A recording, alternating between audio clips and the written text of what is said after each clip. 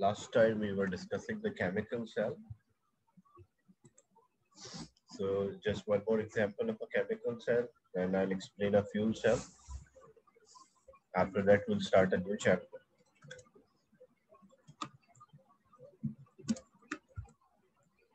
So a chemical cell, basically what is chemical cell? It converts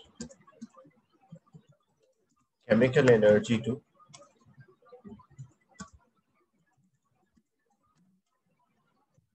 electrical energy. So when chemical energy changes or converted into electrical energy, we call that cell as a chemical cell. So how it works, due to difference in the reactivity of the two metals, it produces energy or voltage. Voltage means how much energy carried by the charge.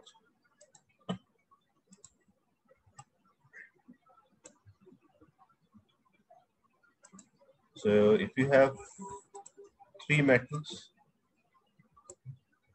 of different reactivity,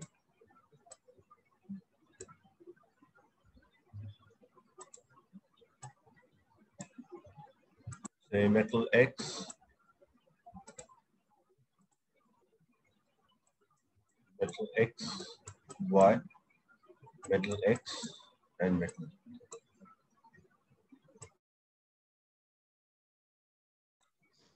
Using this,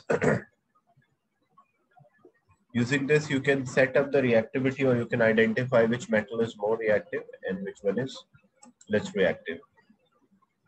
You can connect a voltmeter, or you connect a bulb or a lamp.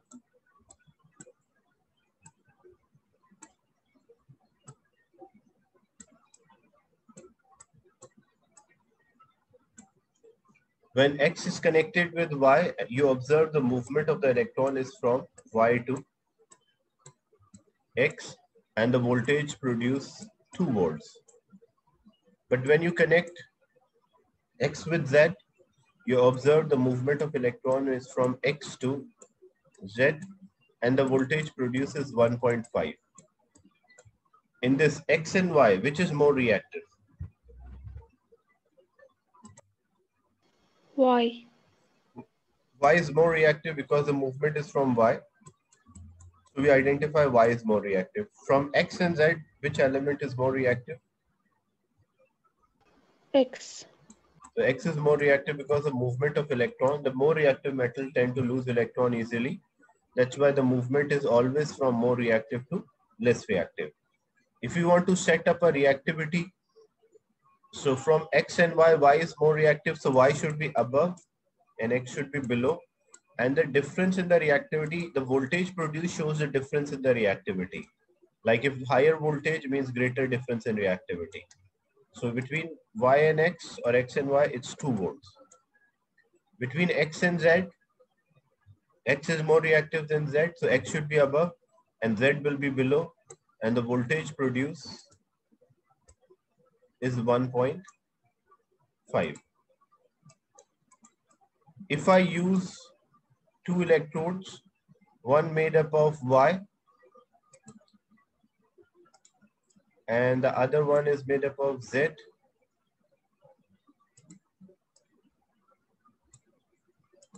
so we have Y and Z, and we connect a bulb or a voltmeter here.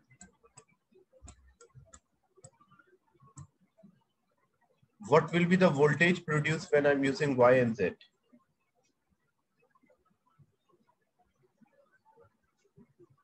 Between X and Y, it's 2 volts. Between X and Z, it is 1.5. The question is, what is the voltage produced if we use Y and Z? 3.5. It will be 3.5. So this will be 3.5 volts.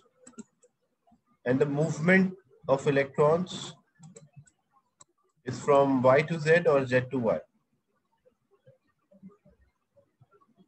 The movement, the direction in which the electron flows. What's the direction? Y to Z. So it is Y to Z because Y is more reactive. So it will move from Y to Z. So using the chemical cell, you can identify, you can set up the reactivity series of the metal, and you can identify the voltage of two metals. If you know their reactivity, you can identify the voltage produced by the two electrodes or two metals. Then another type of a chemical cell, that's called a fuel cell. Fuel cell is also a chemical cell, like dry cell, voltaic cell. The chemical cells further classified or divided into categories. So what is a fuel cell? A fuel cell, it uses hydrogen as a fuel.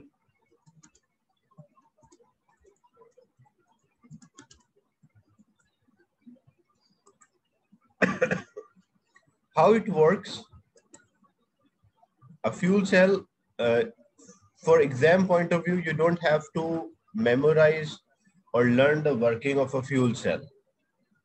This is an extended topic, means directly they will not ask explain how working of the fuel cell. They may ask a question related to a fuel cell, but not direct the full explanation. A fuel cell use hydrogen as a fuel, so it has openings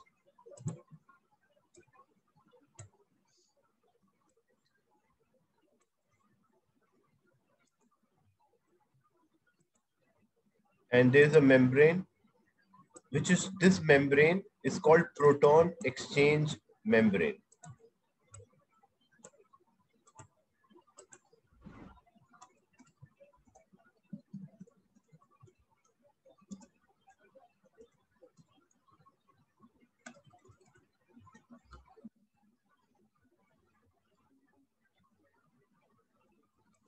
So how it works?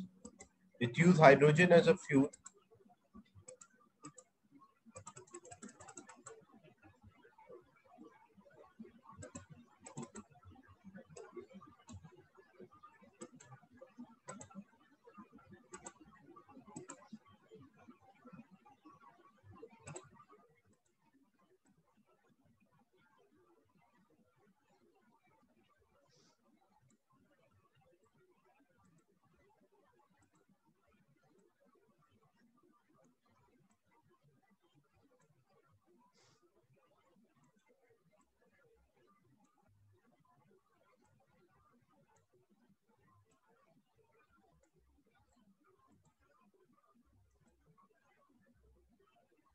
This is the external wire is there. Example, a lamp, which shows that it is in operation or it is working.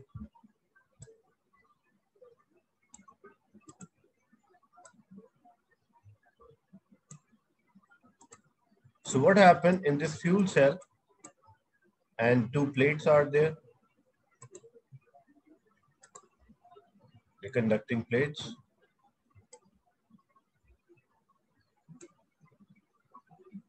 Between the proton exchange membrane. So how it works?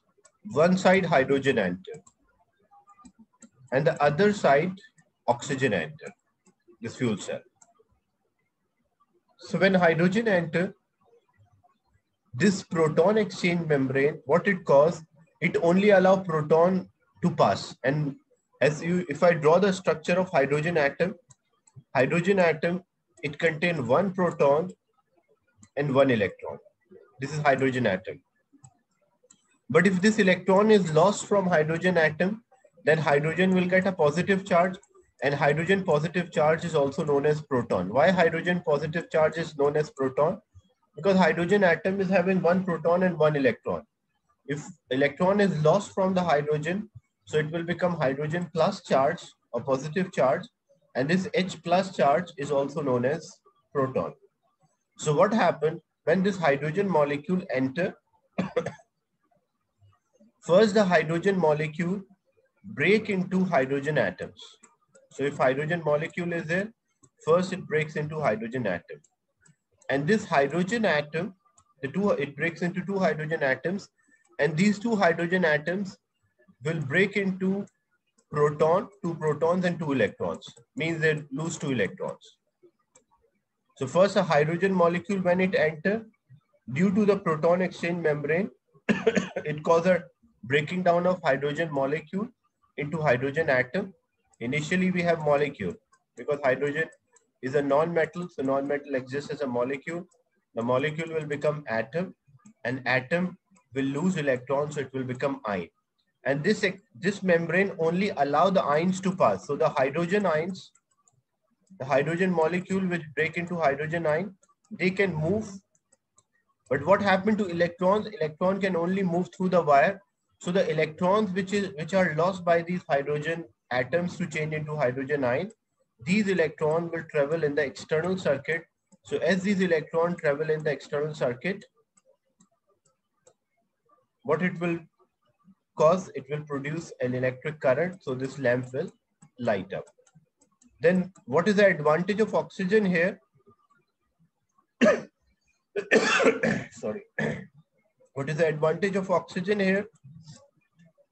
The protons which travel from one plate to another. So we have protons. So these protons, they will take back the electron which travel in the external circuit and again form a hydrogen gas. And this hydrogen gas which is formed here, the hydrogen gas which is formed here will react with oxygen, and hydrogen plus oxygen, what is the result? So H2 plus O2, it will give H2O. The balance equation, it should be 2H2 plus O2 gives H2O. So basically what happened, the proton exchange membrane caused a dissociation or breaking down of hydrogen molecule first into hydrogen atom and then hydrogen atom to hydrogen ions. So when hydrogen ions are produced, hydrogen ions are also known as proton because they have a positive charge or only proton is there. So these protons, the hydrogen positive ions, can move through this electrolyte, which is also known as, this is an electrolyte, which is also known as proton exchange membrane. The electron which is lost by the hydrogen will travel in the external circuit. These electrons transfer the energy so that if there is a lamp, that lamp will light up. Then the electron which are lost by the hydrogen, again hydrogen ion will gain those electrons and change to hydrogen gas. So the hydrogen gas and oxygen enter from other side. So hydrogen plus oxygen, what it result? It result in a formation of a water. So why fuel cells are used? Because they are environmental friendly. Like you can see here, there is no carbon dioxide, there is no greenhouse gas emission is there. Water can contribute to greenhouse, but relatively smaller amount as compared to other gases. Is it clear the working of hydrogen fuel cell?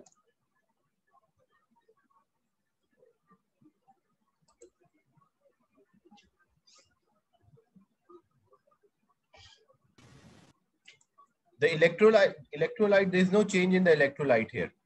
The purpose of the electrolyte is just to break the hydrogen molecule into hydrogen ion. So I will repeat again. Look what happened. The hydrogen molecule enter from one side. So when this hydrogen molecules enter from one side, the hydrogen molecule will break into hydrogen ions. Hydrogen ions are also known as proton because they have only proton in the nucleus. So the electron cannot move through the electrolyte as we discussed whole electrolysis. Electron can only move through the plate or the wires. Electron cannot flow through the electrolyte. So the electron move through the wires. As the electron move, the electrons transfer their energy, so lamp light up. The electrons which travel in the external circuit again rejoin with hydrogen ions, form hydrogen gas. The hydrogen gas and oxygen react with each other and it results in a formation of a water. In terms of movement of electrons, because for a chemical cell, always the more reactive plate is called a negative plate. Like in this example, Y is a negative plate, X is a positive with respect to movement of electron, because majority of the electron initially at Y. So more reactive plate or the direction in which the electron coming out, that's negative plate for a chemical cell. Same thing in terms of movement of electron. So where the hydrogen is breaking, that's considered as a negative plate. Where the electrons are moving, that's considered as a positive plate. Again, in exam point of view, they will not ask explain the working of the fuel cell, because this is not, this is the application of chemical cell. So directly they will not ask explain the working of the fuel cell. They can ask to show the direction of electron movement or advantages and disadvantages of fuel cell.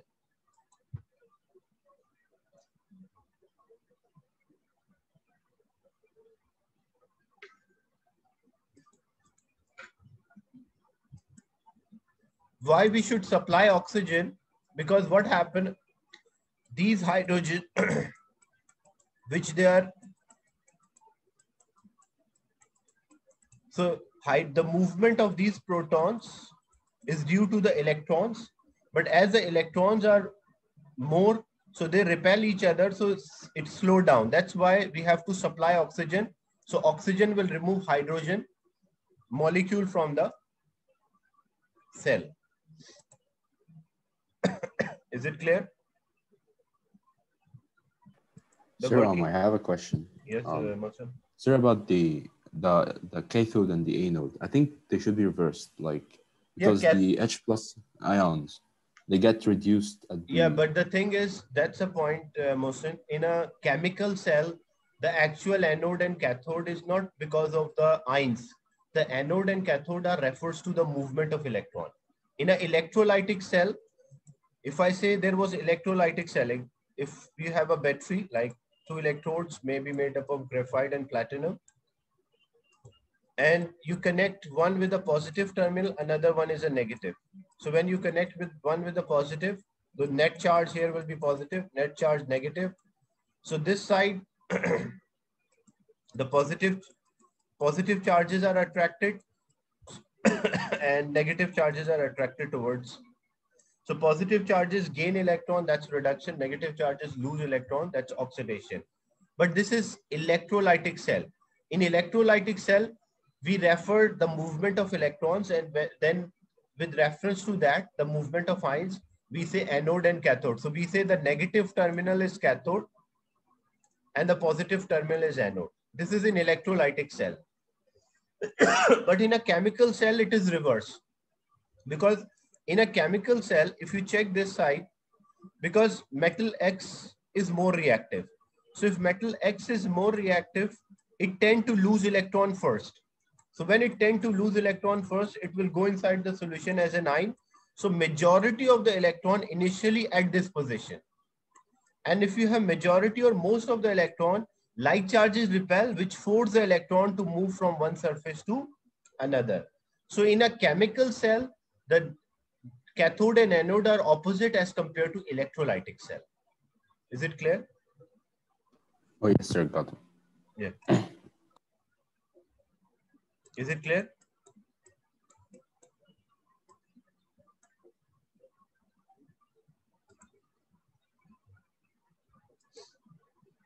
So like charges repel, so this causes a movement. So remember, always in a chemical cell, the direction of electron flow decide the anode and cathode or negative terminal and positive terminal. Don't bother about like, because in an electrolytic cell, it's a different idea. In a chemical cell, it is opposite. Now the question is, they may ask, state advantages of using a fuel cell. Can you identify advantages of using the fuel cell? If you are using a fuel cell, what is the advantage?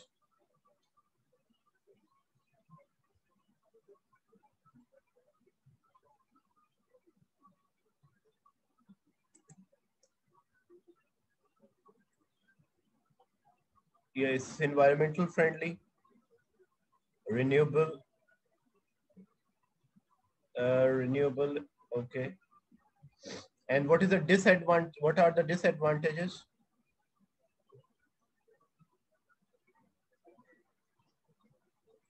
What could be the disadvantage of using? Yeah, that's correct. Highly flammable gas is there. Hydrogen can catch fire. The second thing, it's difficult to store. Hydrogen is a low density gas, so it is difficult to store the hydrogen.